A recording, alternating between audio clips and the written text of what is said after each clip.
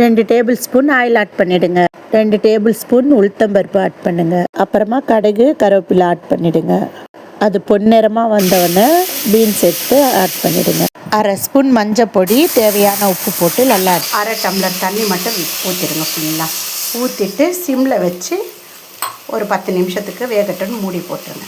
பாருங்கள் ஃப்ரெண்ட்ஸ், 10 நிமிஷத்தில் 3/4 பதம் வெந்துடுச்சு. இந்த 3/4 பதத்தில் வந்து 2 பத தேங்காய் எடுத்து குறுக்குறுன்னு அரைச்சி வச்சுருக்கேன். அதை ஆட் பண்ணிவிடுங்க.